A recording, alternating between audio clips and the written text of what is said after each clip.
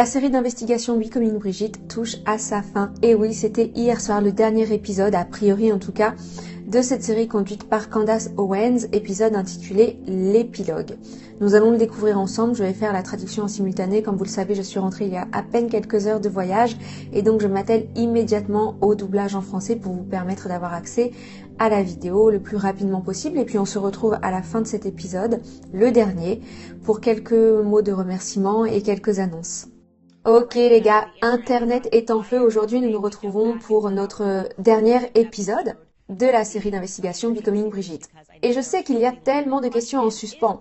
Est-ce que Brigitte Macron, la première dame de France, est le père biologique d'Emmanuel Macron? Nous entendons cela vraiment beaucoup. Où est la vraie Brigitte Trogneux? Comme je l'ai dit, beaucoup de gens ont des théories différentes. Et je crois qu'aujourd'hui, dans cet épisode, nous allons nous permettre de nous interroger, de nous poser des questions. J'ai entendu dire qu'il y avait des TikTokers qui avaient leur compte suspendu et banni pour s'être penchés sur la question. Donc soyez les bienvenus sur Becoming Brigitte. Je crois qu'il est sage de dire que mon interview avec Xavier Poussard a littéralement fait fondre Internet. En tout cas, elle a carrément fait fondre mon site internet, candaceowens.com, parce qu'il y a beaucoup de gens qui ne s'étaient pas encore complètement intéressés à la série avant. Mais après avoir vu la désormais célèbre montage photo des deux photos côte à côte, photo du jeune Jean-Michel prise à 18 ans alors qu'il était en école d'ingénieur à côté de l'actuelle première dame de France Brigitte Macron, et ils ont été légèrement secoués en comprenant que quelque chose probablement n'allait pas. Ok, on peut avoir une ressemblance vraiment très prononcée, presque ressembler à des jumeaux avec son frère qui est censé avoir, comme vous le savez, 7 ans de différence d'âge. Mais dans ce cas ici, il ne semble pas que ce soit ce dont il s'agit. Les preuves photographiques sont devenues instantanément, je le pense en tout cas, indéniables pour beaucoup de gens. Et donc on a beaucoup de gens maintenant qui font un petit peu marche arrière sur la série et qui se plongent dans la série et qui reprennent les épisodes depuis le début. Et d'ailleurs c'est ce que je recommande, ne regardez pas l'interview et puis ce dernier épisode, mais plutôt reprenez la série depuis le début. Parce que nous avons couvert tellement de sujets différents et vous ne pouvez seulement comprendre et cartographier les différentes identités en jeu dans cette affaire qu'en essayant de comprendre les personnages secondaires de cette histoire. Et c'est pour ça qu'on a pris notre temps pour faire cette série, parce qu'il est important que vous puissiez comprendre, mais qui sont les gens autour de ces personnes? Quel est leur réseau? Quelle puissance cela prendrait-il si vous vouliez créer des identités ou détruire des identités? Et nous y sommes arrivés. Nous y sommes enfin arrivés. Donc avant toute chose, faisons une petite marche arrière, jetons à nouveau un coup d'œil à l'arbre généalogique d'Emmanuel Macron. Et bien sûr, nous avons appris, et je vais le réaccentuer ici, qu'il ne semble pas être proche de ceux qui sont censés être ses parents biologiques ou ses frères et sœurs biologiques, du moins de la compréhension qu'on peut en tirer de sa propre autobiographie, où il n'a rien écrit à leur sujet, juste quelques phrases, mais en revanche, il avait tellement de choses à dire sur la famille de Brigitte, et seulement beaucoup à dire en termes de sa famille biologique à propos de sa grand-mère. Et je pense que la plupart d'entre nous soupçonnons, en tout cas moi je soupçonne, que ce papa et maman ne sont pas vraiment son papa et sa maman. C'est en tout cas ce que je ressens à propos de cette situation en ce qui le concerne lui. Vous savez, quand il décrit sa grand-mère, « Ah, c'est elle qui m'a appris à faire du vélo pour la première fois ». Et je trouve également un petit peu suspect, encore une fois c'est notre dernier épisode, donc nous pouvons commencer à émettre des théories, à nous poser des questions. Je trouve ça extrêmement suspect que les deux soient docteurs, que l'un travaille avec les enfants et que sa maman, dont nous ne comprenions pas vraiment quelle était sa mission au sein de la sécurité sociale, nous avons découvert qu'elle était en fait impliquée dans l'assistance aux personnes transgenres pour les aider à obtenir de nouvelles identités. Ce qui ne fait que renforcer notre sentiment de mal-être à ce sujet, à propos de cette nébuleuse qui les entoure. Et bien sûr, comme je l'ai dit, c'est le cas vraiment curieux, étrange de sa grand-mère, qu'il appelle affectueusement Manette. Nous savons qu'il n'y a pratiquement aucune photo d'elle disponible. La personne qui a élevé littéralement Emmanuel Macron, encore une fois, selon sa propre autobiographie, eh bien, on nous donne seulement que 2 photos d'elle. Pourquoi? Savons-nous même seulement si c'était son vrai nom? Elle était supposément elle aussi enseignante. Pourquoi est-il si difficile d'obtenir des photos qui montrent son enfance? Est-ce que son vrai prénom c'était même Germaine? Peut-être avait-elle un autre nom qu'elle utilisait? Là, je vous conduis dans ma propre réflexion, les gars. Pourquoi n'obtenons-nous simplement que ces 2 photos?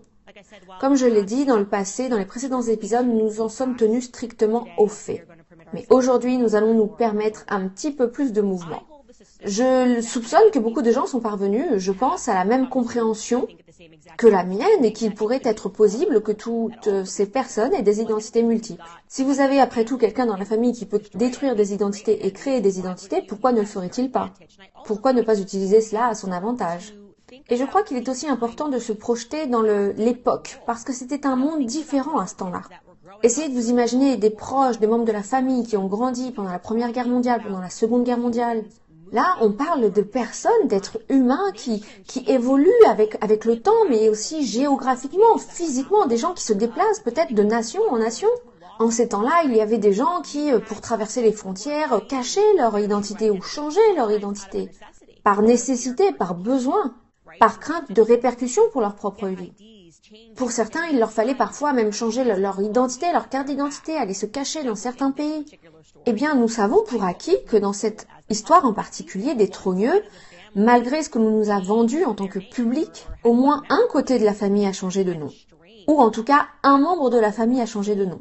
Et c'est un peu étrange que cette histoire ait été vendue aussi facilement au public à propos de la famille Trogneux sans que quelqu'un puisse ajouter dans l'histoire simplement qu'en fait, ils ont inventé le nom de ce type. Ok, donc intéressons-nous maintenant à la famille Trogneux. Brigitte Trogneux, d'où vient toute cette famille avant de s'être installée à Amiens et d'être devenue cette sorte de mafia? Parce que clairement, c'est à ça que ça ressemble. On dirait vraiment que la famille Trogneux opère comme une mafia. À ce jour, ils sont censés être une famille de chocolatiers, ils sont censés avoir cette gentille petite histoire, de background de leur histoire. Et ça, c'est en fait la publication la plus récente qui traite de leur histoire de famille que j'ai pu trouver dans un journal local d'Amiens. Cela a été publié en 1990, je pense que c'était peut-être 91, et c'était supposé annoncer la naissance d'un nouveau membre de la famille Trogneux. Et cet article, peut-être de 93, je ne suis pas sûre. En tout cas, cet article vous montre la lignée des pères de cette chocolaterie. Donc au début, vous avez un Jean-Baptiste en 1852, c'est lui qui dirigeait la boutique. Puis ensuite, vous avez Jean, puis vous avez Jean, puis vous avez Jean-Claude, puis vous avez Jean-Alexandre. Et la raison pour laquelle je vous montre cela, c'est parce que je voulais que vous compreniez que tous les hommes de la famille Trogneux ont le même premier prénom, Jean Trogneux. C'est significatif aussi parce que ça complique les choses, d'accord? Parce que s'ils disent par exemple que Jean Trogneux est vivant, il est bel et bien vivant, eh ben ça vous donne pas grande information. Parce que vous vous dites, est-ce que c'est le cousin Jean, est-ce que c'est l'oncle, le neveu, de quel homme de la famille Trogneux s'agit-il quand il parle de Jean Trogneux? Et pour être clair, la plupart d'entre eux ont plus d'un deuxième prénom. Ok? Donc revenons premièrement à cette publication. Si on peut récupérer cela, ce premier Jean Trogneux, Jean-Baptiste Trogneux, ça c'était un mensonge. Parce que son nom c'était pas vraiment Jean-Baptiste. Le premier Jean qui s'est installé à Amiens et qui a ouvert ce magasin de chocolat, son vrai prénom était en fait Marc-Étienne Xavier Trogneux.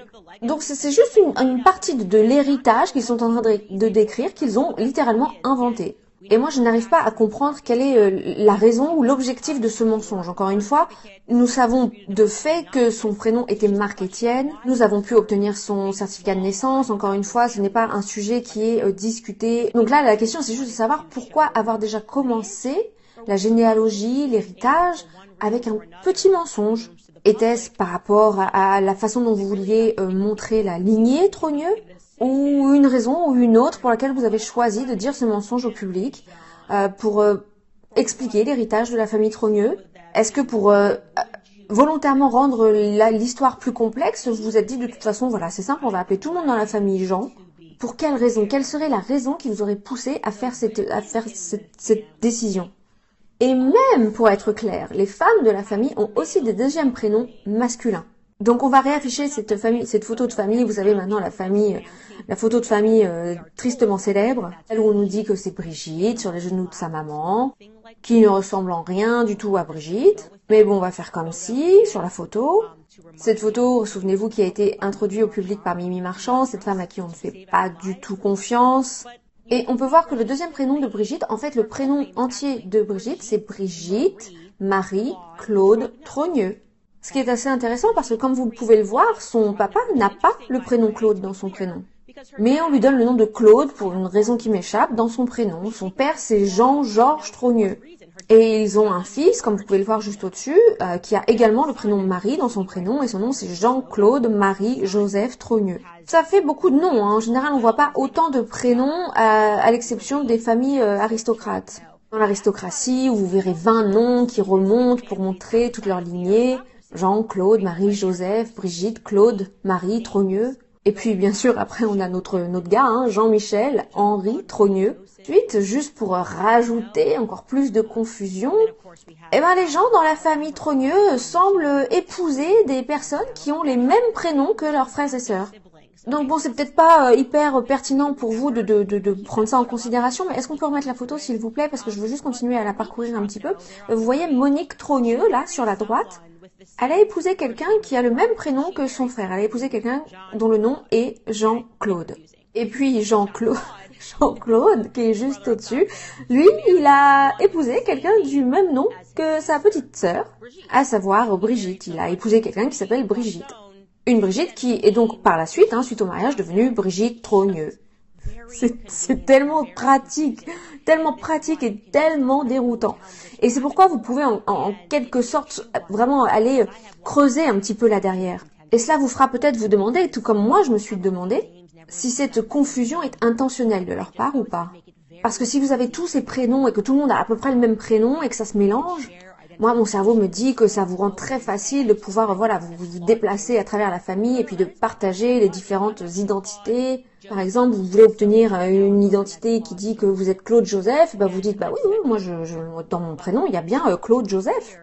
Encore une fois, je spécule ici, mais pour être clair, cette image-là, d'une façon générale, c'est pas une image avec laquelle je suis particulièrement à l'aise. Parce que comme je l'ai déjà mentionné, nous ne faisons pas confiance à Best Image. Nous ne faisons pas confiance à Mimi Marchand. Et la première fois que cette image a été présentée au public, elle a été donnée au public en étant donnée au producteur de documentaire qui a dit, souvenez-vous qu'elle avait l'impression de passer un interrogatoire avec la police. Virginia Linhart, vous vous souvenez d'elle, qui a dit qu'elle avait l'impression, souvenez-vous que quand elle essayait de faire ce documentaire, elle a dit qu'elle n'avait jamais été interrogée d'une telle façon, qu'elle n'était pas autorisée à parler à certaines personnes, qu'on lui avait donné vraiment que très peu de photos, et que toutes les photos devaient être obtenues ou validées par Mimi Marchand. Donc c'est elle qui a donné toutes ces photos, c'est Mimi Marchand qui a donné toutes ces photos. Et l'histoire, dans les grandes lignes de Mimi Marchand, c'est d'être accusée de faux et d'extorsion. Donc moi je commence à me poser la question, c'est quoi la spécialité de Best Image finalement?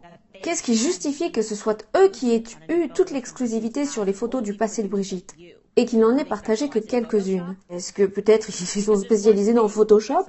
Parce qu'il y a quelque chose, il y a plusieurs choses en fait qui me frappent, qui me marquent, qui me sautent aux yeux. Comme plusieurs personnes d'ailleurs l'ont souligné sur internet. Vous voyez cette fille sur l'extrême droite, la Monique Trogneux, regardez ses mains. Ça a l'air bizarre. Qu'est-ce qui se passe avec sa main? On dirait qu'il y a beaucoup trop de doigts. On dirait qu'elle a genre 6 doigts, dont 3 d'entre eux sont complètement... qui bougent pas, quoi.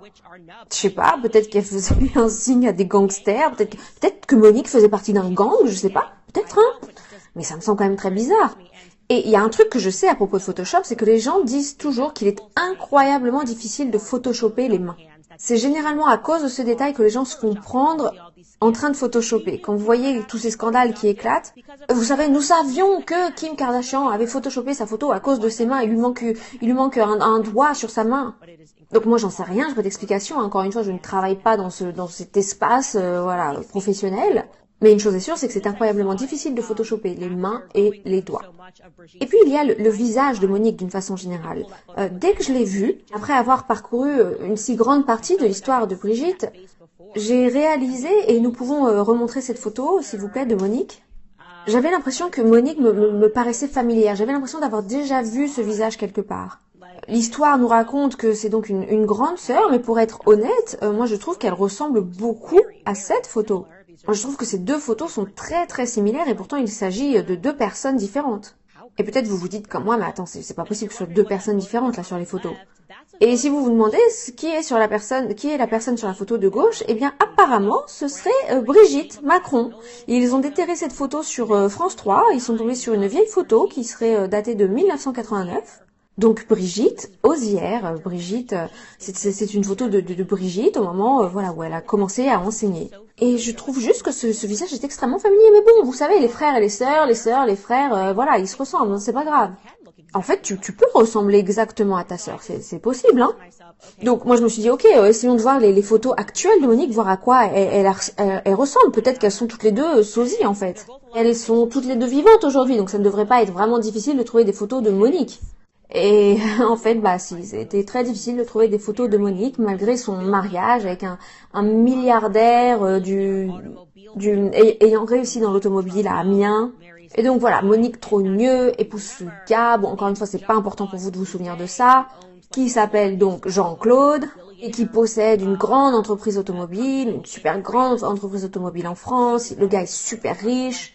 Mais bon, elle a juste jamais pris photo de toute sa vie entière, à part cette photo. Pas de photo de mariage, rien. Et Xavier Poussard m'avait prévenu, parce que moi, je lui ai envoyé des SMS, j'ai envoyé des textos, je lui disais, mais comment c'est possible? Je veux dire, allez, comment? C'est pas possible, cette histoire. Je veux dire, c'est pas possible. Comment tu peux épouser un milliardaire, épouser quelqu'un qui vit... Et puis, tout simplement, pas de photo. Non, il n'y a pas de photo. Je veux dire, genre juste une photo de son mari. Alors ok, je comprends la vie privée, la sphère privée, mais juste une photo, quoi.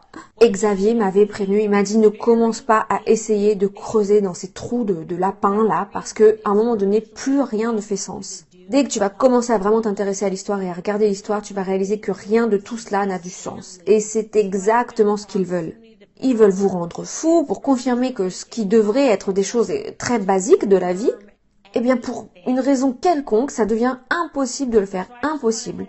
Et malgré le rang social, voilà, les noms importants impliqués dans cette famille, leur proximité avec le pouvoir, eh bien, il est pratiquement impossible de confirmer quoi que ce soit. Donc moi, je voulais juste avancer, donc j'ai mis ce sujet de côté. Mais il y a vraiment quelque chose qui, selon moi, est très bizarre, qui fait aucun sens. Et j'aimerais inviter le public à se lancer dans ce mystère. Ok, donc beaucoup d'entre vous soupçonnez que ces familles pourraient être liées. Pensant peut-être que les Ozières, les Trogneux et les Macron seraient en fait tous de la même famille. Serait-il possible, certains d'entre vous ont demandé, que Brigitte Macron soit en réalité le père d'Emmanuel Macron? Alors pour être très clair, moi je n'avais jamais fait cette affirmation parce que je voulais garder cette série d'investigations extrêmement factuelles et m'éloigner autant que possible de mon instinct et être comme Xavier et ne m'en tenir qu'aux documents et aux choses que nous étions en mesure de confirmer.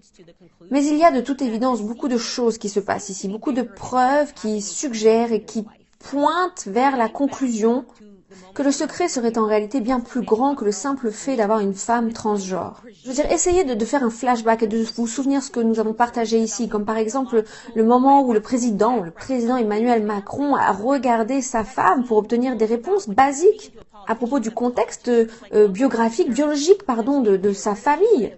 Vous vous souvenez de cette scène dont on vous a parlé, qu'il parlait à un politicien et que le politicien lui a demandé elle habite où ta sœur? Je sais qu'elle est pas très loin, mais elle habite où? Et que Emmanuel se fige d'un coup et regarde Brigitte. Pourquoi tu ne sais pas où habite ta sœur? Qu'est-ce qui se passe, Emmanuel? Comment se fait-il que nous ayons ce sentiment qui naît quand on vous regarde, de se dire que peut-être, je sais pas, peut-être que Brigitte serait autre chose ou plus que ta femme? Pourquoi est-ce qu'on a cette impression un petit peu comme si Brigitte lui tenait la main? Pourquoi a-t-on cette impression que tu as toujours eu la main tenue par des gens qui étaient plus puissants que toi?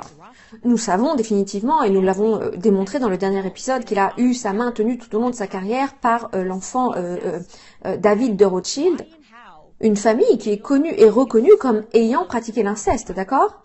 Comment et pourquoi Emmanuel Macron s'est-il retrouvé si proche de Rothschild, tellement proche que ses collègues disaient mais attends, ce gars il sait même pas les termes financiers, il connaît même pas les termes financiers et pourtant il est devenu le plus jeune associé directeur de la société. Donc bien entendu nous avons compris que quelle que soit la chose cachée derrière tout ça, David de Rothschild tenait la main d'Emmanuel Macron pour l'amener là où il souhaitait l'amener et qu'on se moquait même de lui dans les réunions parce qu'il ne connaissait absolument rien au sujet des finances. Pourquoi David de Rothschild a-t-il veillé à ce que Emmanuel ne lui lâche jamais la main? Le vice, c'est bien, mais l'inceste, c'est mieux, parce que ça reste dans la famille. Ça, c'est une citation directe de la cousine de David de Rothschild, Nathalie Rims de Rothschild. Alors, pour que ce soit clair, je vais vous passer un extrait où on la voit dire ces choses. Et comme on faisait très souvent dans ces familles-là, Vice is nice, but incest is best because it stays in the family. Elle l'a même dit en anglais, elle est passée direct du français à l'anglais, elle a dit exactement ça. Ça se passe comme ça dans la famille, le vice c'est sympa mais l'inceste c'est meilleur. Et puis il y a eu une biographie écrite par l'auteur Nathalie Livingstone qui s'intitulait Les femmes de Rothschild, qui révélait en quelque sorte le désir maniaque qu'avait la famille de Rothschild de maintenir sa fortune et son pouvoir dans le monde. Un désir qui était tellement maniaque qu'ils ont pratiqué l'inceste familial. C'est tout simplement indéniable, c'est un fait. Et soi-disant, ils n'auraient fait cela seulement que jusqu'au moment où ce n'était plus socialement acceptable, donc à peu près jusqu'à la fin du 19e siècle. Donc juste avant d'entrer dans cette histoire de la famille trogneuse, ce qui est tout simplement incroyable. Ils ont dit non, là on s'arrête, on fait plus ça. Hein.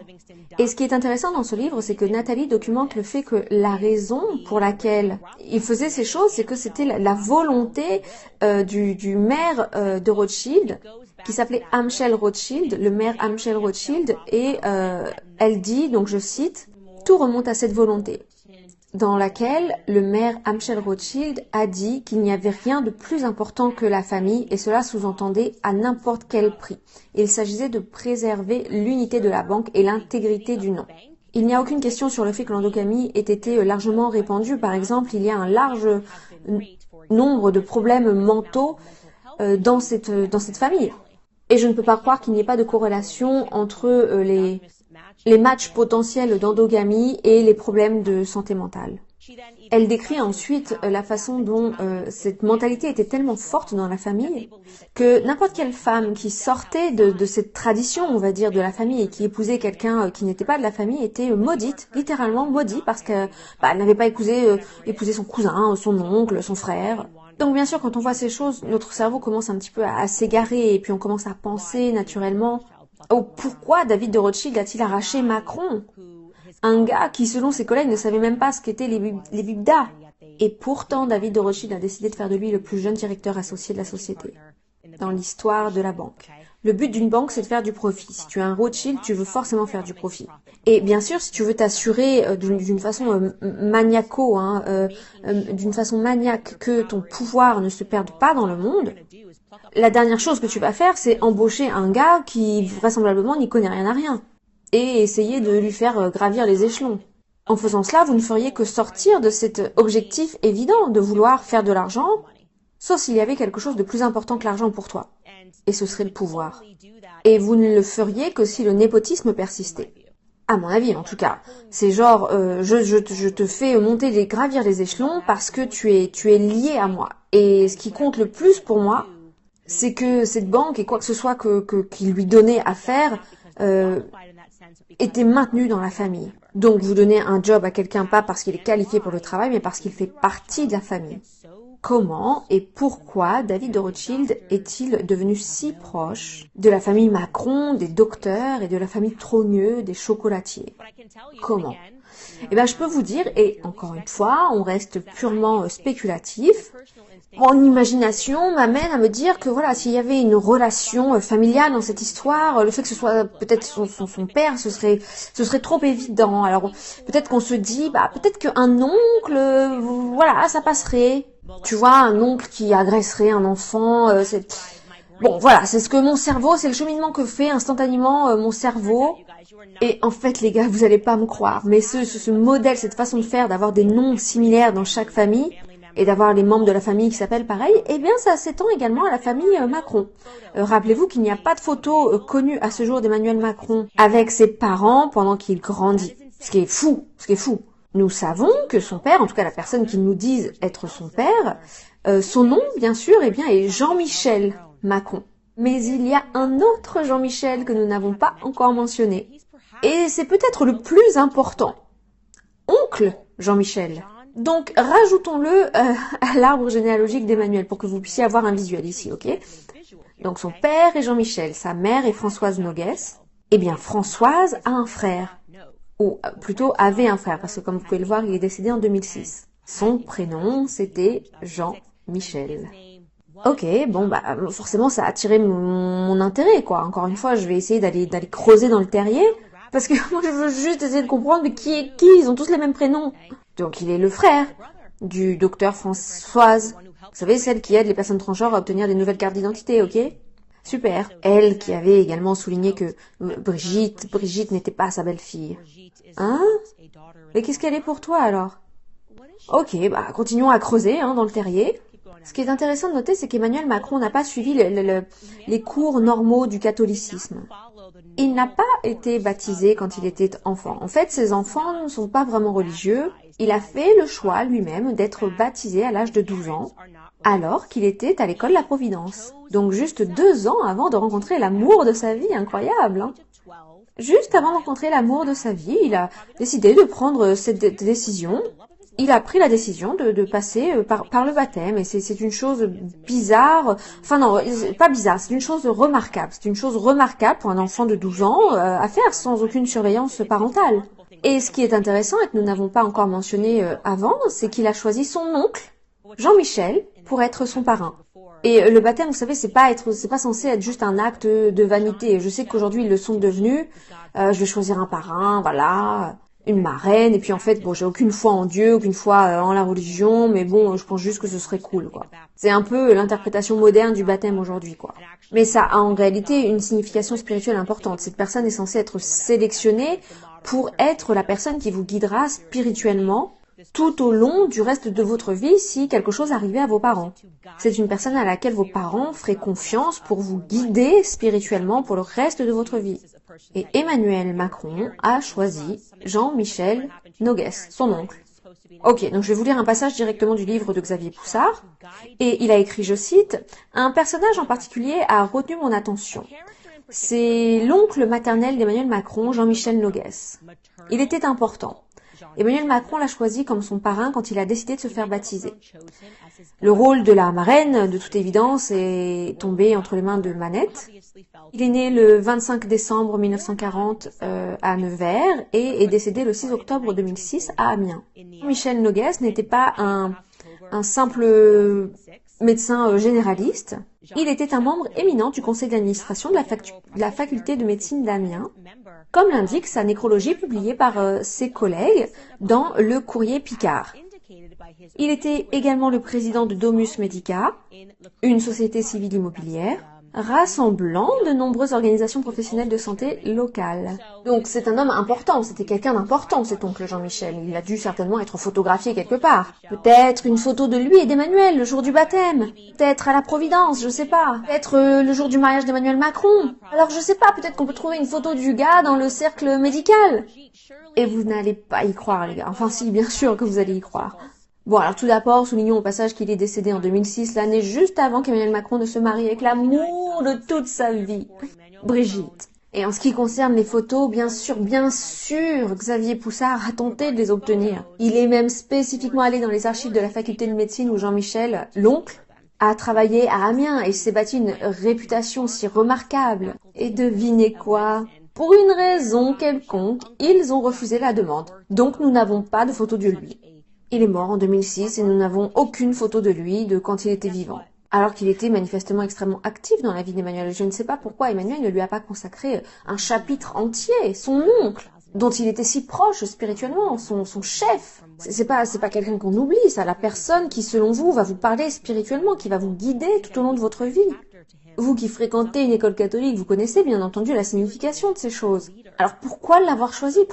Ça ne veut rien dire, ça veut rien dire les gars, ça. Ça peut ne rien vouloir dire, ça peut vouloir tout dire, encore une fois.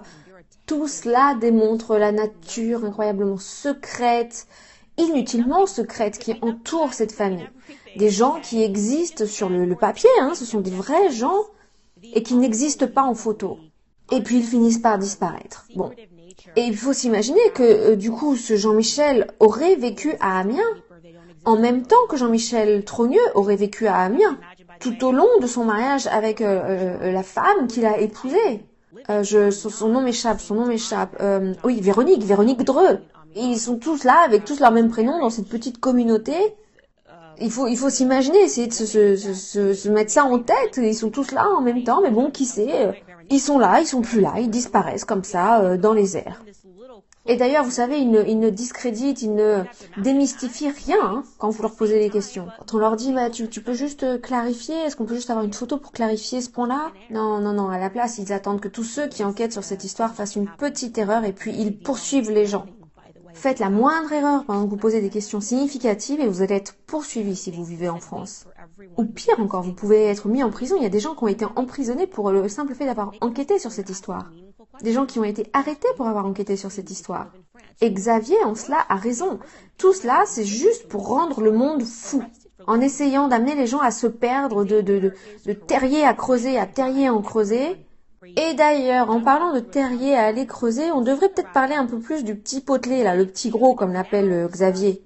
Vous savez, celui qui a récemment été présenté par les médias comme preuve que Jean-Michel Trogneux existe. Vous savez, je veux être vraiment très claire. Je n'ai aucun doute dans mon esprit qu'un Jean-Michel Trogneux existe. Aucun doute sur le fait qu'un Jean-Michel existe à Amiens. Il semble que c'est juste, de toute façon, le nom que tout le monde porte là-bas, Jean-Michel. Alors franchement, vous allez pas beaucoup me choquer si vous me dites qu'on a trouvé un Jean-Michel. Ouais, j'en ai trouvé au moins 10, moi, des Jean-Michel, alors. Alors là, vous vous dites sûrement comme moi, mais alors Candace, mais attends, il y a trop de Jean-Michel, là. Dans tous les côtés de cette famille, il y a des Jean-Michel. Alors du coup, moi, je comprends plus rien à cette histoire. Je sais plus à qui faire confiance. D'accord, mais nous devrions au moins essayer de comprendre qui est ce petit gars potelé, ou s'il est même bien un Jean-Michel. Ce Jean-Michel qui est représenté sur la photo initiale de la famille Trogneux. Ok, donc revenons à notre histoire plus en détail et essayons d'identifier le petit gros, petit gars potelé. Il est important que je vous rappelle que le public dans cette histoire est vraiment manipulé, trompé, d'une façon si extrême que ça ferait même rougir Sigmund Freud, qui était vraiment le père de la tromperie, le père de l'abus mental sur les petits-enfants, mais bon bref, on en parlera un autre jour. Ce serait tellement facile de juste présenter quelques photos de l'actuelle première dame tout au long des années 80, ou peut-être des photos d'elle avec son frère Jean-Michel à n'importe quel moment. Ce serait tellement simple, ne laissez pas les médias vous rendre fous, c'est exactement le contraire. Ce sont eux qui sont fous en n'amenant pas cette histoire à une fin, en produisant des preuves simples et évidentes. Même s'ils arrivaient à trouver des photos de ces années où elle était très active, photographiquement active d'elle en tant que jeune professeure et qu'on trouvait une photo où elle était avec Jean-Michel, une photo d'une réunion de famille, je dirais ok, cool, ok, ça passe, très bien. Mais il n'y a eu qu'une seule photo de réunion de famille significative que j'ai pu trouver depuis cette fameuse photo de famille, celle qui a été prise dans les années 50 à Amiens et qui a été publiée en 1991. Et cette deuxième photo a été publiée dans un magazine allemand et je vais vous la montrer maintenant. Vous pouvez voir, là en bas à droite, nous avons Brigitte, donc Brigitte Osière. Et il manque sur cette photo, il manque Jean-Michel. Il n'y a pas de Jean-Michel sur cette photo. Et cette photo représentait prétendument toute la famille qui se réunissait pour célébrer le 50e anniversaire de mariage des parents, donc du père Jean-Georges Trogneux et de sa femme Simone. Alors pourquoi n'y a-t-il pas tous les frères et sœurs en vie sur cette photo? Il semble que ce soit un événement à pas manquer quand même, hein. C'est le genre d'événement où on pourrait facilement se dire que tous les frères et sœurs sont présents. Parce que qui manquerait le 50e anniversaire de mariage de ses parents en 1991. Nous savons que Jean-Michel n'est jamais mort, sur le papier en tout cas, d'accord? Il n'est jamais mort sur le papier. Il est toujours vivant, selon Brigitte Macron. En revanche, ce qu'il fait, ce qu'il a fait, quelle est sa carrière, ça, personne ne le sait. Personne ne le sait. Il nous est dit dans un livre par un journaliste, une journaliste qui a trouvé ça très suspect que quand elle est partie pour enquêter sur cette affaire, on lui a répondu à Amiens que non, c'était un gars assez privé, qui n'avait jamais quitté Amiens, qui joue aux cartes, avec ses amis, et nous sommes juste censés croire ça, qu'il n'a jamais quitté Amiens après son divorce avec Véronique Dreux. Donc maintenant, il est juste comme étant un peu à la retraite, il joue aux cartes dans un café avec ses amis, bon, ok. Mais concrètement, personne ne sait vraiment ce qu'il a fait. Alors les questions ont vraiment atteint leur paroxysme parmi le public français, quand ils ont réalisé que pour une raison quelconque, ce frère-là avait en quelque sorte été exclu de l'histoire de Brigitte. Et puis voilà maintenant qu'on leur dit que lui et Brigitte étaient tellement proches que lors de son mariage, c'est elle qui a signé, vous savez, ce mariage très privé avec Véronique Dreux, c'est elle qui a signé comme témoin. Et aussi à son mariage à elle, c'est lui qui était son témoin. Alors les gens se disent, mais attends, qu'est-ce qui se passe là?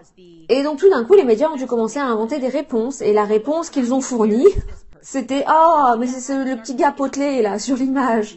Comme j'en ai discuté avec Xavier Poussard, on nous dit que ce type est extraordinairement discret, il reste privé sur sa vie privée. Et donc là, c'est le petit Jean-Michel qui a tout grandi. Et donc je peux déjà tout de suite vous donner la réponse à la question que vous vous posez quant au logiciel, vous savez, d'analyse faciale validé par le World Economic Forum, qui dit non, ça c'est pas le Jean-Michel qu'on recherche. Le petit garçon, vous savez sur la photo, je peux vous montrer le match ici. Le match, le taux de confiance est à 54%. Et Xavier m'a expliqué, juste pour être clair au niveau des lunettes, que le logiciel, la technologie du logiciel ne veut pas vraiment que vous utilisiez des personnes qui portent des lunettes ou des lunettes en général en fait. Soit l'une, soit l'autre photo, c'est pas idéal. Ils essaient de faire attention à ça parce que parfois ça apporte une certaine ombre sur le visage. Mais bon, vous pouvez quand même voir, là je vais vous le remontrer, on parle d'un taux de confiance d'un match de 54% sur le petit potelet. Mais de toute façon, j'ai envie de vous dire, ce serait quand même plus facile plutôt que d'avoir à utiliser le logiciel, si tout simplement le palais de l'Élysée voulait bien sortir de son silence et dire « Oui, on confirme, c'est bien le Jean-Michel Trogneux, le même que celui que vous cherchez, le même que celui qui est sur la photo. » Cette photo de famille de 1953 à Amiens, c'est tellement facile à dire, mais c'est pas leur truc, c'est pas leur truc. La clarté, c'est pas leur truc, la facilité de preuve, c'est pas leur truc, chut, chut, chut, sois tranquille, menace et fais un procès. Ça, c'est plutôt leur truc, ouais. Donc, au lieu de ça, juste pour être clair, dans la lettre initiale qu'ils m'ont envoyée, vous savez, cette fameuse lettre de 100 pages, où ils ont eu une opportunité vraiment pour me dire « Ne publie pas ta série parce qu'on vous dit que ce Jean-Michel que tu cherches, ce petit garçon-là, il est bien vivant et ils auraient juste pu me fournir quelques photos de ces années disparues, les missing years, comme on dit, mais non. Ils n'ont pas saisi cette opportunité. À la place, ils ont décidé de m'envoyer des petites captures d'écran du petit gars potelé à l'investiture d'Emmanuel Macron. Non mais regardez, ça c'est ce qu'ils m'ont envoyé, c'est exactement le langage qu'ils ont utilisé dans la lettre. De plus, Jean-Michel est récemment apparu en public. Il a assisté à l'inauguration, à l'investiture de 2017 et de 2022 du président Emmanuel Macron. Pendant ton apparition du 12 juin 2024 sur l'émission de Piers Morgan Uncensored, tu as fait un pari avec Piers Morgan de 100 000 $ qu'il serait incapable de trouver une photo de Jean-Michel Trogneux, impliquant que cela réfuterait vos fausses affirmations. Ci-dessous sont des images accessibles au public de Jean-Michel Trogneux tirées de vidéos de l'investiture du président Macron en 2017 et en 2022. Vous verrez que Jean-Michel n'est pas seulement présent, mais qu'il est également présent aux côtés de Brigitte Macron. Il s'agit là de la preuve concluante que vous recherchiez pour réfuter vos affirmations.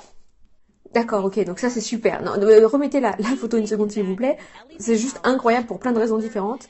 C'est incroyable que le palais de l'Élysée, plutôt que de nous donner un document, un passeport, avec les informations sensibles noircies, moi peut-être un permis de conduire ou quoi que ce soit, qui serait une forme de photo d'identité un petit peu officielle, quoi. Ou juste peut-être une photo de qui grandissaient ensemble. Parce que c'est bien là le fond du problème. Non, il m'envoie des captures d'écran de l'inauguration avec un gars comme ça en arrière-plan. Et oui, ça y est, c'est tout démystifié. Jean-Michel existe. Comme je l'ai dit, il y a genre 27 Jean-Michel. Alors j'ai aucun doute sur le fait qu'un Jean-Michel Trogneux existe quelque part à Amiens. Il y en a probablement 20 même. Mais bien sûr, ils ont dû me prendre pour une imbécile, Sauf que moi, j'ai déjà compris leur petit jeu.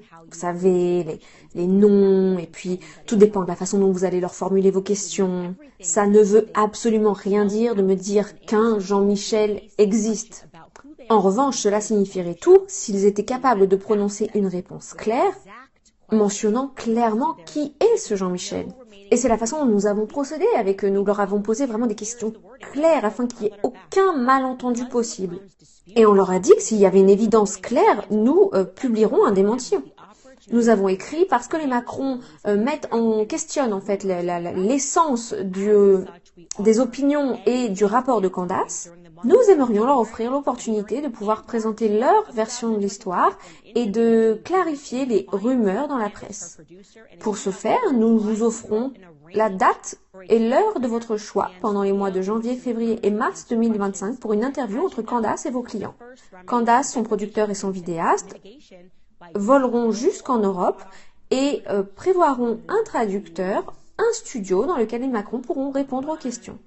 Comme vous le savez, la première façon de remédier à une plainte pour diffamation, c'est l'atténuation en utilisant des opportunités disponibles pour contredire ou corriger l'erreur qui a été faite afin de minimiser l'impact sur la réputation de ce que l'adversaire aurait prétendu. Nous vous offrons donc cette opportunité. Pour faciliter cette interview, nous vous offrons les questions suivantes en avance. Donc on leur a donné cette opportunité des semaines avant de commencer la série pour répondre à une question spécifique sur Jean-Michel à l'inauguration. Et voici la question que nous leur avons posée. J'attire votre attention sur la question numéro 3. Est-ce que l'homme que vous avez montré à l'inauguration du président Macron de 2017 et de 2022 est le même individu qui est pris en photo à l'extrême gauche de la photo de famille des Trogneux prise à Amiens? Et ouais, je suis bien au courant de vos petits jeux. Alors allez pas m'embrouiller avec vos prénoms. Dites-moi juste s'il s'agit de la même personne. Et bien sûr, les gars, on n'a plus jamais entendu parler d'eux. Ils ont eu suffisamment d'énergie et de frustration en eux pour écrire une lettre de 10 pieds de long, et puis de nous dire que c'était un mensonge, et nous leur avons donné une piste de 2 semaines, nous leur avons donné un espace de 2 semaines pour dire, mais donnez-nous simplement un oui ou un non. Et je vous promets devant Dieu sur la vie de mes enfants, que s'ils avaient répondu et dit oui, c'est bien lui, c'est la même personne, alors je partagerai bien entendu cette information aujourd'hui, parce que moi je suis pas intéressée pour aller creuser à droite et à gauche comme ça pour rien, juste dans l'objectif éventuel de faire tourner un petit peu la machine de la théorie du complot. Non, il y a quelque chose vraiment qui va pas avec cette famille. Et peut-être même que le plus gros problème avec cette famille finalement c'est leur refus catégorique de répondre à des questions de base, tout en prétendant qu'ils sont victimes de ces mêmes questions. C'est purement et simplement de la mauvaise foi en action. C'est de la mauvaise foi. Donc, n'ayant reçu aucune réponse de leur part, et puis eux devenant tout d'un coup extrêmement silencieux à propos de ces questions extrêmement basiques qui nécessitaient juste un oui ou un non, nous avons donc finalement essayé par nous-mêmes d'identifier ce gars. Avec la séquence de l'inauguration, quelle est cette capture d'écran qu'ils nous ont donnée? Dans leurs annotations, ils nous ont donné un lien YouTube avec des heures de séquences de l'investiture, et nous avons décidé de le parcourir. Ok, l'équipe juridique du Palais de l'Élysée, on va relever le défi et on va regarder tout cela. Peut-être qu'il y a un genre d'ambiance familiale qu'on va pouvoir réussir à capter finalement dans cette séquence. La première chose que je dois noter, c'est que dans ces 2 investitures, Jean-Michel n'est pas aux côtés de sa famille pendant le discours. À aucune des 2 investitures. Le voici à l'inauguration de 2017. Donc voilà, vous le voyez à l'image, il est un petit peu au milieu perdu d'un groupe de prêtres. Et quand vous regardez la séquence, vous voyez que la famille marche en même temps, tous ensemble, alors que ils descendent et puis qu'ils disent bonjour aux gens. On voit même Laurence qui est la prétendue fille de Brigitte, qui lui parle brièvement. Et alors qu'ils descendent, qu'ils saluent les gens, hop, vite fait, 2 petits bisous sur la joue et puis bye. Mais le gars n'est pas avec sa famille. Après, je sais pas, peut-être qu'il est arrivé en retard, ou peut-être qu'il est juste arrivé en retard. Et puis bon, il s'est fait accompagner, dans la foule. Mais ça peut pas se produire 2 fois, ok? Pas 2 fois en retard. Et quelque chose qui est intéressant, c'est que Jean-Claude, donc son prétendu grand frère, avec qui il n'était pas, avec qui il ne se tenait pas debout pendant l'investiture, était également présent. Et Jean-Claude, au déjeuner qui a suivi le discours, était assis à une table avec ses frères et sœurs. Jean-Claude était assis avec Brigitte. Voici une photo où on les voit se déjeuner. Mais il n'y a pas de Jean-Michel. Pas la personne en tout cas qu'ils prétendent dire être c'est Jean-Michel. Il n'était pas assis avec ses frères et sœurs. Et donc c'est écrit dans la légende en français. Et ça a été publié en 2023. Assez intéressant d'ailleurs dans Paris Match. Et donc ils ont fait allusion à la famille Trogneux et ils n'ont pas mentionné que Jean-Michel, comme ils nous le prétendent maintenant, était assis à cette inauguration, mais il n'était pas assis à cette table avec ses proches. Il n'était pas assis avec son frère, il n'était pas assis avec Brigitte. Et donc il est écrit dans la légende, à la table de Brigitte, son frère aîné Jean-Claude, à droite, et ses proches.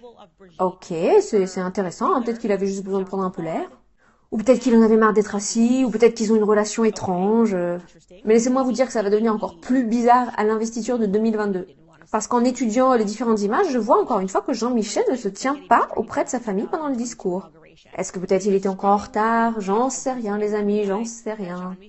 Et je vous montre ceci parce qu'encore plus bizarre, c'est que quand Emmanuel a fini son speech et fait la marche, vous savez qu'il descend, qu'il salue les gens, il s'arrête à la section de la famille. Et on voit qu'il fait vraiment l'effort d'embrasser, de faire un câlin, de prendre dans ses bras chaque membre de la famille du côté de Brigitte. Et donc on voit que c'est intentionnel, probablement pour la communication, il s'arrête, il prend le temps d'embrasser, de serrer dans ses bras tous les membres de la famille. Ah mais regardez-moi ça, moi, oh, je t'aime, on va prendre du temps, on va trouver du petit temps, on va se voir, on va se retrouver.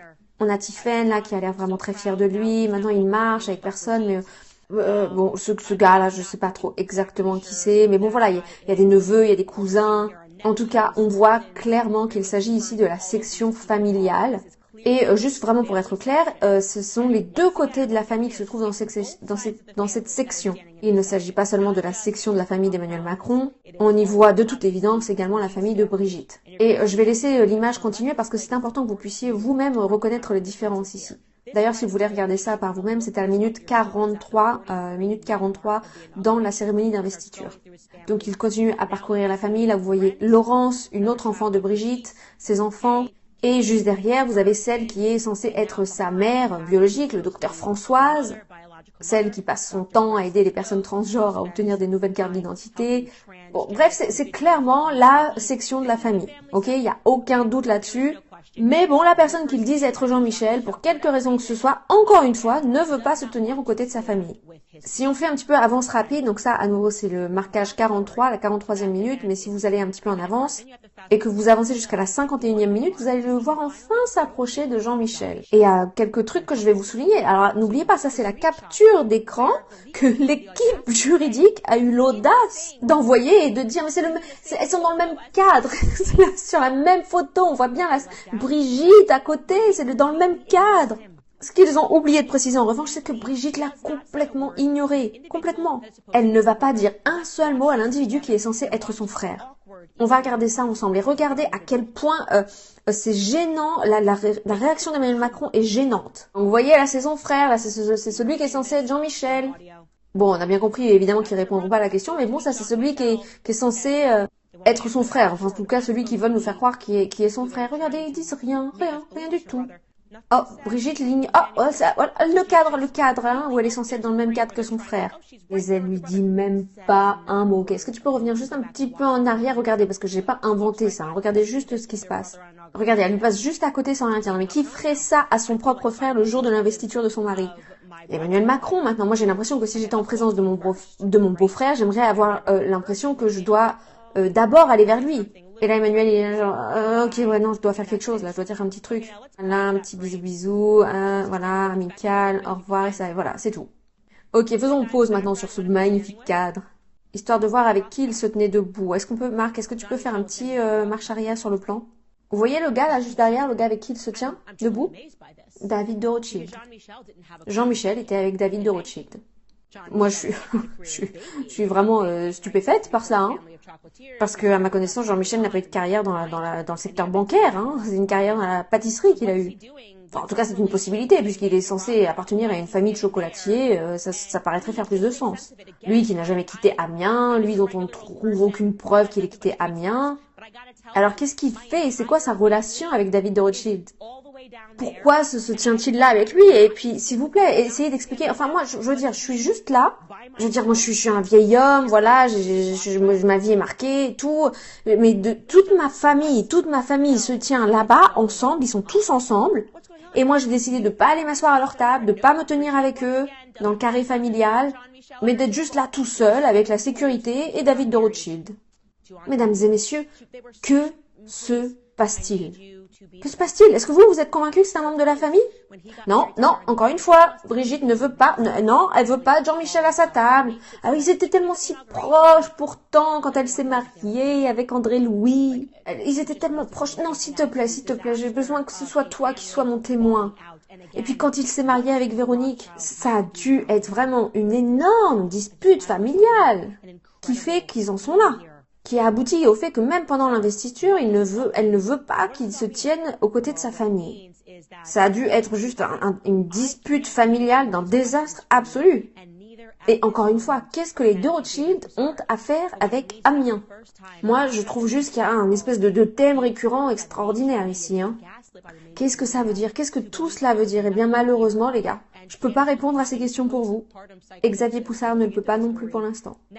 Mais ce que cela signifie, c'est que pour la première fois, au lieu que ce soit le monde entier qui se laisse dire par les médias grand public, les médias mainstream, ce qu'ils doivent penser et d'être absolument, trompés par les médias grand public, forcés à croire qu'il n'y a rien du tout dans cette histoire et puis que la pauvre Candace elle souffrait de psychose postpartum en voulant examiner toute cette histoire.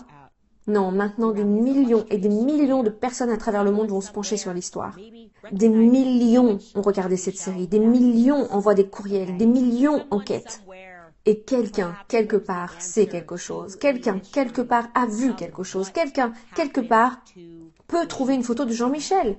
Non pas dans les archives des centres médicaux dans lesquels il a travaillé tout au long de sa vie et son illustre carrière, Jean-Michel Noguès, mais peut-être que quelqu'un quelque part reconnaît peut-être quel Jean-Michel ça peut bien être ici sur la photo. Quelqu'un quelque part a peut-être la réponse au mystère de ce qui est arrivé à Brigitte Trogneux. Où est Brigitte Trogneux? Est-ce qu'elle a peut-être changé de nom? Est-ce qu'elle est décédée jeune, après avoir mis au monde des enfants? Je ne sais pas les réponses à ces questions. Il nous a fallu des gens comme Xavier Poussard et Natacha Ray. Il aura fallu près d'une décennie de leur vie pour nous amener jusqu'à ce point. Et beaucoup d'entre eux sont même allés jusqu'à renoncer à leur liberté. Natacha Ray combat et se débat avec le diagnostic d'un cancer et peut-être torturée par la mafia Trogneux. La mafia Trogneux, comme moi je la décris. Parce qu'ils agissent vraiment comme une mafia. Dès que vous commencez à fouiller dans leurs histoires, ils sont là en mode on va légalement vous harceler. Si vous commencez à poser des questions, nous ce qu'on préfère faire plutôt que de répondre à la question, c'est vous enterrer sous le poids des démarches juridiques. Elle a consacré une décennie, plus d'une décennie de sa vie à faire des recherches. Et maintenant nous avons tous les outils en main pour pouvoir ouvrir cette histoire. Et donc, si vous avez des informations sur cette famille, peut-être que vous êtes quelqu'un qui est actuellement assis en Algérie et puis vous vous dites « Ouais, non, moi je me souviens de lui, je me souviens. Ce qui est en train de se passer en Algérie actuellement, peut-être que vous êtes allé à l'école avec Jean-Michel Trogneux. Et puis peut-être aussi que vous êtes dans l'armée française et que vous vous apercevez qu'il y a quelque chose d'étrange avec l'accès au dossier parce que il y a un dossier militaire. Un dossier militaire, il existe à propos de Jean-Michel Trogneux, mais il est verrouillé. Un dossier qui est pourtant censé être mis à la disposition ouverte du public, mais qu'ils refusent de rendre disponible et ils ne veulent tout simplement pas nous expliquer pourquoi. À la place, ils veulent juste nous tromper complètement en disant mais non, il est très très privé, il est très pudique sur sa vie privée, il fait très attention. Oui d'accord, bon il va à l'inauguration, mais il est tellement discret qu'il veut même pas être avec sa famille ou s'impliquer de quelque façon que ce soit avec eux. Non, il préfère rester avec David de Rothschild. Aidez-moi les gars, aidez-moi. Si vous avez des informations, envoyez-les à info@candace.com. Pardon, info@candaceowens.com. C'est mon instinct. Oui, tout à fait. Je suis d'accord avec ceux d'entre vous qui sont en train de commenter, qui commentent en ce moment et qui disent que nous sommes potentiellement en train de regarder à une histoire d'inceste. Moi, c'est mon instinct. Je pense que ça doit être un secret si grand que ça explique leur façon de réagir. Parce que ce type de violence, dans la façon dont ils traitent les journalistes notamment, c'est vraiment une violence émotionnelle de faire ce genre de choses. Et ils le font comme s'ils savaient que le vice c'est bien, mais l'inceste c'est bien meilleur, et que les choses doivent rester en famille. Ok les gars, maintenant je vais voir certaines de vos questions qui arrivent en ce moment. J'espère que je suis bien équipée pour y répondre. Cette personne écrit, je viens juste d'avoir le livre Becoming Brigitte aujourd'hui, j'ai trop hâte de le lire. Et merci pour tout le travail que les gars vous faites. Franchement, cette série, c'est super. Franchement, je vais vous dire, cette série, ce podcast, c'est juste qu'une petite fraction du travail que Xavier Poussard a fait et a mis dans son livre. Où il est allé beaucoup plus loin que moi je l'ai fait aussi et il m'a dit ok, si on veut que la série puisse avancer, puisse bouger, puisse aller plus en profondeur, faut faire quelque chose. Donc vous voyez, aujourd'hui voilà, on a encore un petit peu allé plus loin. Je vous ai parlé de l'oncle. On n'était même pas encore arrivé à cette histoire de l'oncle. Et vraiment de voir le succès de ce livre, les gens qui demandent déjà à avoir les droits sur le livre pour les traduire dans différentes langues. Je reçois même des emails pour Xavier directement qui arrivent dans ma boîte email. Et je suis tellement ravie pour lui parce que comme je vous l'ai dit, sa famille, vous voyez quel sacrifice il a fait. Des journalistes comme ça, on n'en voit plus aujourd'hui. Des journalistes qui sont prêts à abandonner et à modifier fondamentalement leur vie pour la cause de la vérité et s'opposer au vrai pouvoir, aux abus systémiques Nadia nous donne des tonnes d'emojis de vomi juste en parlant du sujet de l'inceste. Candace, nous sommes là avec toi. Ah, c'est incroyable d'entendre quelqu'un dire cela sur le devant de la scène et admettre librement. Ali nous dit Candace, les médias ont empoisonné mon esprit contre toi pendant si longtemps et je suis vraiment désolée parce que maintenant je suis ici et j'y reste parce que tu es l'une des personnes les plus élégantes et les plus inspirantes que j'ai jamais entendues. Merci. Merci d'avoir toujours dit la vérité. Tu es totalement pardonnée. Je sais qu'il y a tant de gens qui ont entendu des mensonges à mon sujet. L'année dernière, notamment, lorsque j'ai commencé à enquêter sur cette histoire, il y a juste eu un turning point où tout a commencé à switcher, à changer. Ils ont commencé à essayer de dire aux gens, j'étais littéralement un Adolf Hitler moderne. C'est vraiment le scénario qu'ils ont essayé de vendre aux gens à mon sujet. Et il y a juste quelques semaines, juste avant que la série sorte, ils ont même essayé de convaincre le public ici aux États-Unis que c'était moi qui inspirais les fusillades dans les écoles. Et vraiment, c'était hallucinant de voir ce que les médias étaient capables de faire à quelqu'un quand la personne s'approche à ce point de la vérité. Et je pense que tous, à des niveaux différents, il faut vraiment nous remettre en question et commencer à questionner, à remettre en question notre relation avec les médias. Ma prise de conscience, Ali, s'est passée un petit peu plus tôt que la vôtre, mais j'ai eu aussi ce moment, j'ai cru tout ce que je lisais dans la presse, parce qu'on se dit qu'en fait, on serait fou, on serait dingue de penser que les médias puissent à ce point protéger tout ce qui est maléfique, tout ce qui est mal dans ce monde, et préféreraient attaquer ceux qui font le bien, ceux qui disent le bien.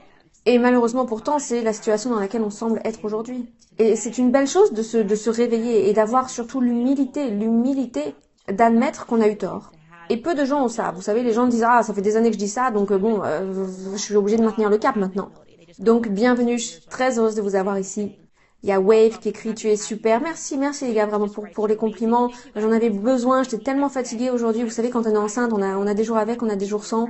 Et ce matin, c'était ce genre de matinée où je me disais « Non, j'ai pas la force de le faire, j'ai pas la force. » Et maintenant, grâce à vous, je me sens vraiment beaucoup mieux.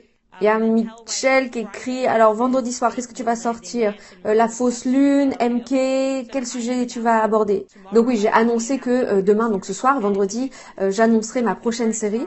Et c'est vraiment énorme. Nous n'allons pas la commencer demain, mais je vais l'annoncer demain. Donc croyez-moi, vous ne voudrez pas manquer l'épisode de vendredi. Donc elle essaie de deviner, est-ce que c'est Epstein ? L'homme a-t-il marché vraiment sur la Lune ? JFK, l'acte de naissance d'Obama ? J'aime trop vos suppositions, mais vous devrez attendre la révélation. Alison vient juste de faire un don pour soutenir ce programme, donc merci beaucoup.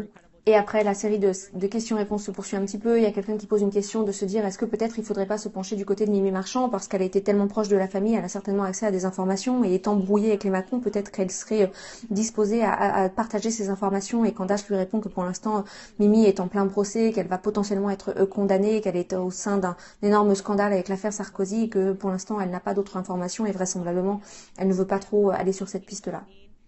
Il y a quelqu'un qui écrit, il y avait Macron qui était en live TikTok hier et la seule chose qu'on pouvait lire dans les commentaires en masse, c'était ton prénom, Candace. Fantastique, je suis trop contente déjà de découvrir ça. Il est actuellement dans une vraie crise, en plein milieu d'une crise de relations publiques et il essaie de toutes ses forces de s'en sortir mais c'est maintenant trop tard. Le scandale est maintenant officiellement trop gros. Et à mon humble avis, Emmanuel Macron doit absolument démissionner de ses fonctions. Parce que, Emmanuel, vous avez menti à plusieurs reprises aux Français.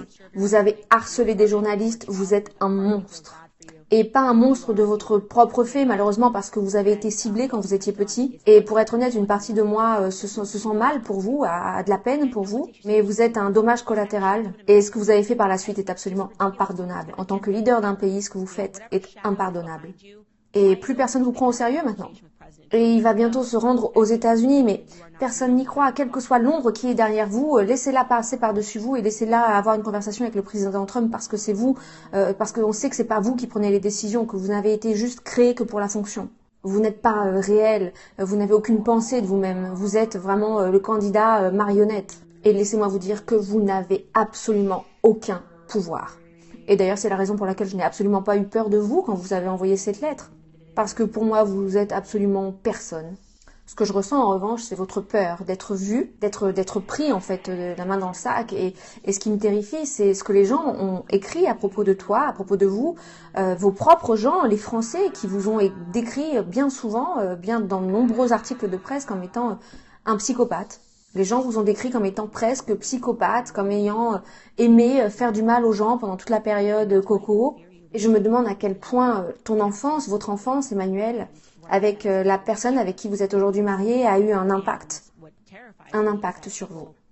Et donc ensuite Candace finit avec une dernière question et puis elle dit à quel point elle est bénie d'avoir pu rencontrer, croiser le chemin de Xavier Poussard. Elle est reconnaissante également d'avoir eu le courage de pouvoir regarder à cette situation et avoir littéralement été mutilée, caricaturée, blessée, traitée de folle par tous les médias et que cela ne l'ait finalement encouragée que davantage à s'impliquer dans la cause. Et donc elle remercie son public par la suite et j'aimerais en faire de même. Je crois qu'on a beaucoup de points de similitude avec Candace. Comme je l'ai dit dans de précédentes vidéos, je ne suis pas d'accord avec tous les sujets qu'elle aborde. Il y a certaines théories sur lesquelles moi je ne m'aventurerai pas et sur lesquelles j'ai un avis divergent du sien. Mais je crois que caractériellement parlant, en tout cas, on est assez similaires. Et tout comme elle l'a fait à la fin de sa vidéo d'hier soir jeudi, donc là vous verrez ma vidéo, elle sera publiée aujourd'hui vendredi, j'aimerais prendre quelques instants pour remercier toute cette nouvelle communauté qui s'est construite grâce à cette série Becoming Brigitte, de façon totalement surprenante. Je l'avais pas du tout anticipé. La première vidéo que j'ai faite, je l'ai faite un petit peu par-dessus l'épaule comme on dit, en disant j'avais l'impression qu'en fait il n'y avait pas de traduction. Vu que je parle bien l'anglais, je me suis dit je vais faire ça vite fait, donc je l'ai faite sans plus, parce que moi, la série m'a tellement interpellée que dans le cadre de mon émission ici sur YouTube, je voulais qu'un plus grand nombre puisse être au profit de cette éventuelle vérité. Encore une fois, je vais mettre tout ça au conditionnel sans faire aucune affirmation sur le sujet, mais simplement en disant qu'on a le droit de s'interroger et de se poser des questions compte tenu de tous les éléments qui ont été apportés dans le cadre de cette enquête. Et on a grossi ensemble, on est maintenant quasiment 50 000 personnes, probablement plus au moment où la vidéo sera publiée. Donc je voulais vous dire un grand merci pour tous les encouragements, pour toute la bienveillance dont vous avez fait preuve en large majorité dans les commentaires, dans les emails et dans les retours que j'ai reçus également sur mon compte Instagram. Vous savez que je suis très active sur Instagram, je voyage beaucoup dans le cadre de mon service pour Dieu. Je suis chrétienne pour ceux qui me découvrent.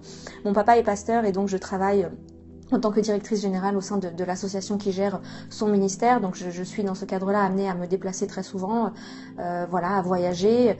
Et je partage beaucoup de ma vie privée entre guillemets, de mes aventures du ministère, j'appelle ça, sur mon compte Instagram. Donc si vous voulez me découvrir de façon un petit peu plus personnelle, au-delà du contenu que je partage ici sur YouTube, je vous invite à me suivre sur Instagram. Je remercie une nouvelle fois toutes les personnes.